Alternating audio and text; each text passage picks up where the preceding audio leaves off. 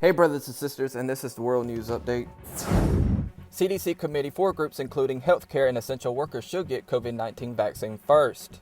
A Centers for Disease Control and Prevention committee recommended that 4 groups of people get first access to a COVID-19 vaccine. Healthcare workers, essential workers, people with medical conditions or diseases that make them high risk for contracting the virus, and people older than 65 years old. Some of those groups will likely overlap, such as an individual who has cancer but is also in his or her 70s, or a teacher with diabetes. The disclosure of groups was made Wednesday at the CDC's Advisory Committee on Immunization Practices meeting. There are no authorized or approved vaccines that can prevent infections with COVID-19. Thousands protest at Balfour, call on police not to repeat terror.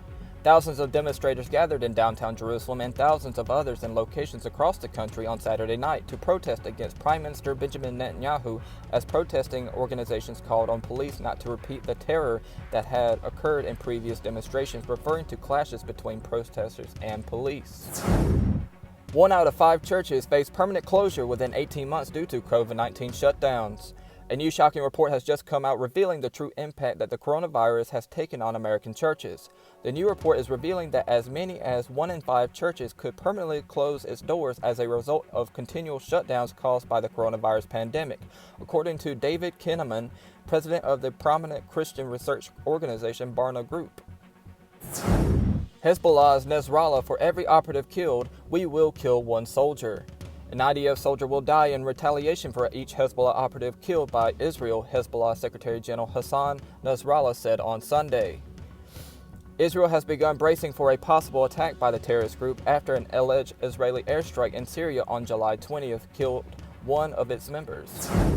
IDF strikes Hamas targets as Haniyeh demands end to blockade. IDF tanks targeted military positions belonging to Hamas in the Gaza Strip on Sunday morning in response to the continued launch of incendiary and explosive balloons from the Strip, according to the IDF spokesperson unit. At least 25 fires were sparked by incendiary balloons on Saturday. A number of explosive balloons landed throughout southern Israel and were handled by police sappers. IDF remains on high alert amid fears of Hezbollah attack. The IDF remained on high alert along the northern border with Lebanon over the weekend amid expectations that Hezbollah will continue trying to attack Israeli soldiers deployed nearby. On Wednesday, Israeli attack helicopters and fighter jets struck posts belonging to Hezbollah along the border in response to sniper fire against IDF troops near Kibbutz Menara in the Upper Galilee. Netanyahu, Palestinians no longer have a veto on peace. The Arab world is not waiting for the Palestinians to make peace with Israel before they do, Prime Minister Benjamin Netanyahu said on Sunday in remarks to the press with White House Special Advisor Jared Kushner and U.S. National Security Advisor Robert O'Brien.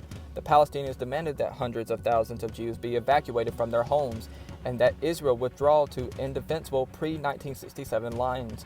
Netanyahu said, adding, if we had to wait for the Palestinians, we would have to wait forever, but no longer.